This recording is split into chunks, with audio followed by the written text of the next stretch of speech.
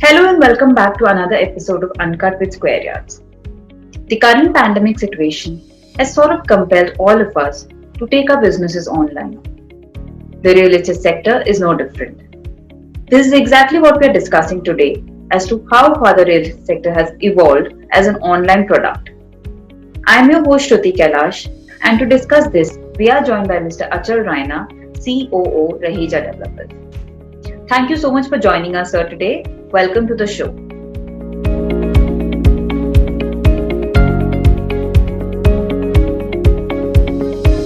I want to rewind back to the year 2013-14 when we had the great online shopping festival, and I think that was the first time we had real estate as an online product. And I remember writing about it way back in 2014 that it was quite a success back then as well. The scale might differ, but what is your take on it? What since then, 7-8 years down the line, how do you think real estate has evolved as an online product?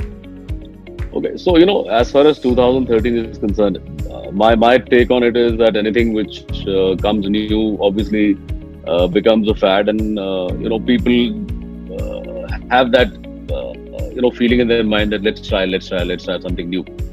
So yes,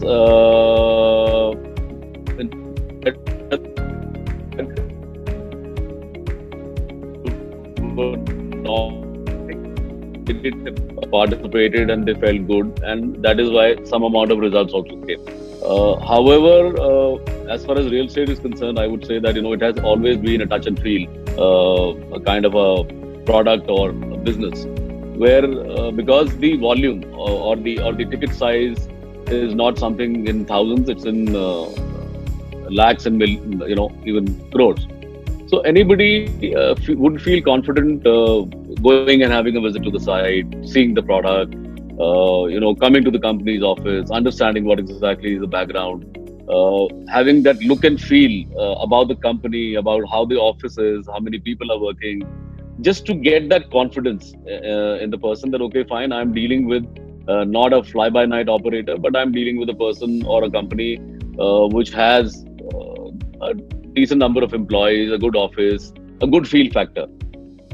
So, bottom line, yes, we shifted from the actual advertising in newspapers and stuff like that, but still continue. I'm not saying that it doesn't continue, but people gradually started moving towards the digital world. And yes, it was more economic. The reach out was much more. In certain cases, I would say when we evolved over a period of time, we made it more customized to a customer.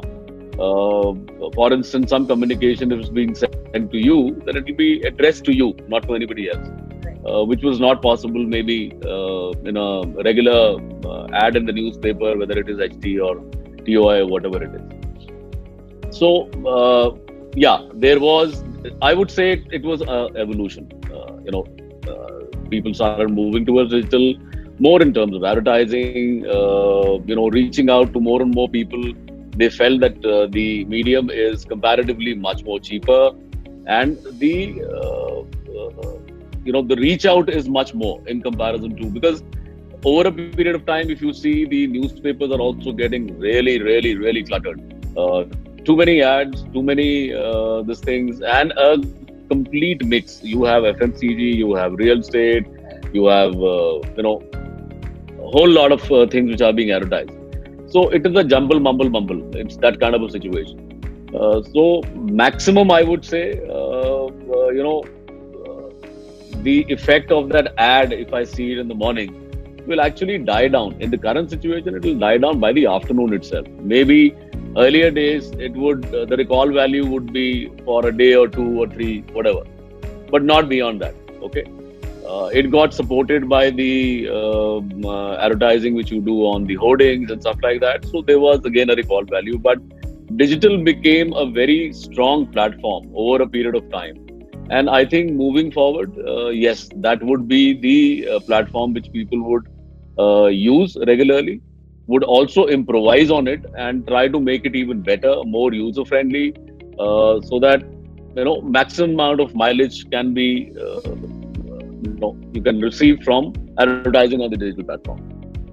So I was saying that, like you said, that digital is the way forward. But do you think in the current scenario, because of COVID, this trend has been accelerated, that it has become a necessity to go online, or do you think this was always the way forward and this would continue? It's not just No, a this will continue. This will continue, but you are absolutely right. If you say that COVID did speed up things, uh, this would have taken maybe, it is evolving over a period of time. People are finding newer ways to augment their softwares, to upgrade their softwares, to take care of the various needs. And, but COVID did, yes, absolutely did accelerate the entire process, and things started moving much more faster. I was astonished myself, to tell you the truth, that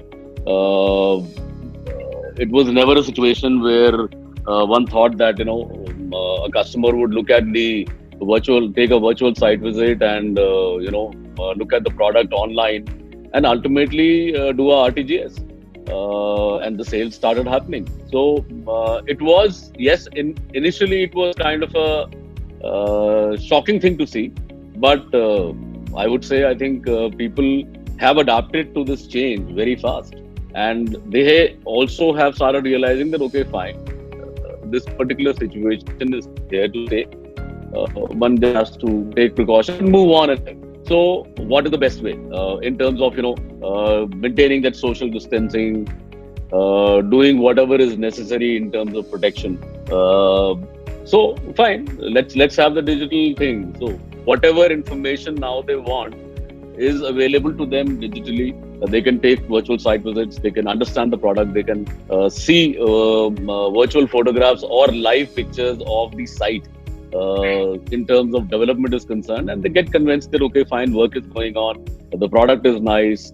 So yes, it has been a way forward gradually, but COVID did speed up things in this entire process. right. So tell me one thing, like e-commerce has probably been one of the very few industries that has kind of been able to take advantage of this entire pandemic situation. People are only shopping online these days. To Yeah. what extent do you think the real estate sector has been able to capitalize on this? Like you spoke about the customer side getting adapted, people getting adapted to the, online version of real estate. But as an industry, as a developer, to what extent do you think, the sector has been able to capitalize on this trend? Can you give me some numbers? So I would have mixed comments on that. It was a gradual start. Okay. People tried to get used to the digital situation and doing business online. Right. Initially, digital platforms have always been used by more, I would say, FMCG products, consumer durable, other things. But real estate was purely utilized, I would say, for advertising or for a reach out. That, Right. digitally you reach out to a person, you start communicating with the person, electronically or digitally, send him information what he requires. But it was never but it was the closure always came when there was a physical connect. You go to the office, you meet the person, understand, as I said earlier also, you see the office, get a good feel about the developer's office, about how many people are working, get impressed with that, see the product, go to the site, have a physical look at the product, see what exactly is the construction status. But actual selling, I wasn't expecting good results. But to my astonishment, I'm very, very happy with the way things are moving on. And I would say people really adapted it very, very quickly. I would give it not even months, I would give it days. 15, 20 days, people started actually responding back. And sale actually started happening. So, moving forward, yes, it was supposed to be digitally connecting to people and closing things. COVID did accelerate the entire thing, and I think people would adapt to this kind of a situation pretty fast. Sure. So you mentioned that you were pleasantly surprised by the response that you got from your customers, right? Give me probably if not absolute numbers, you could give me some percentages as to what was how much of sales or how much of sales did you guys actually expect? And how much conversions did you actually get any conversions at all, or was it just inquiries that started pouring in online, or were you Okay. able to convert So it? once we were hit by this, everybody thought we are gone, we are dead. The market is going to be dead. Nobody is going to invest. Nobody is going to come forward. So what was the next reaction? I think in the entire industry, people started throwing out people.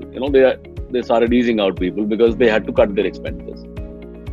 And it was a knee-jerk kind of a reaction. And why not? I mean, everybody wants to secure themselves. So jobs were lost because of the mindset. We are gone. In 15, 20 days time, I would say maybe a month's time, the other action which companies took was that, okay, fine. I mean, let's try digitally, at least let's try reaching out and being there and telling people that, okay, fine, we are still there, and stay connected. That stay connected and obviously still pushing actually started getting results. So what maybe companies were thinking that, it's going to be a total wipeout. There will be no sales. There will be nothing. Over a period of about a month and a half, things started rolling back. So the expectancy of 0 or maybe 20% actually started showing at about 40%, moving up to 50, moving up to 60. I would say today, I think, if not 100%, we are still at a mark of about 70-75%, which is very, very good. Or rather, I would say I would give it a band of say about 65 to 75% in terms of closures, in terms of actual physical closures are concerned. Okay, so you're saying you've been actually able to achieve 60 to 70% close Absolutely, during this absolutely. last quarter. Okay, that's great. Yeah, no, absolutely. I mean, I was pleasantly surprised that, the thing which I would like to point out here is that high value property, luxury property, it is more time consuming now, because a person who's investing over say about 5 crores plus would like to deep dive into certain other aspects also. So if given a chance, he would like to visit the site, have a physical look at the site. But there have been closures in terms of these properties are also concerned online, which is very, very, very good.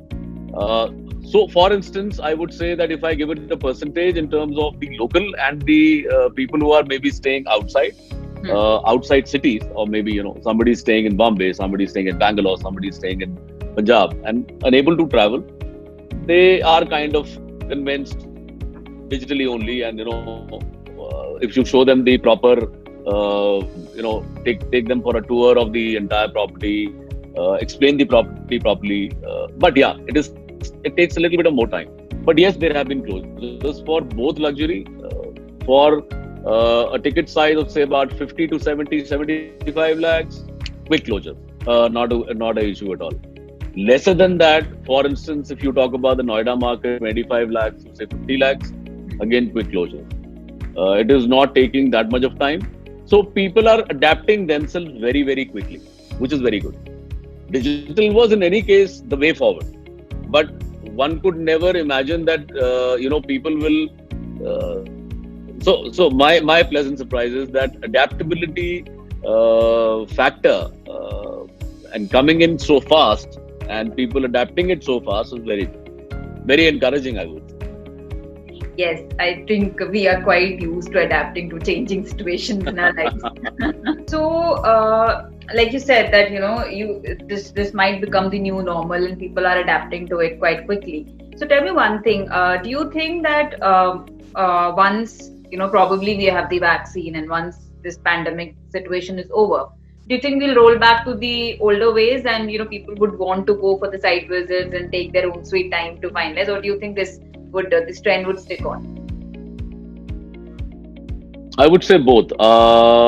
People by the end of the day, when this pandemic goes off, first of all, I would say I think it is here to stay for some time. Even if we are able to find the vaccine in the next 3 months, 4 months time, by the time it actually reaches the masses and reaches us, it will take about a year's time. Sure. Year's time is a fairly large time to adapt to new situations in life.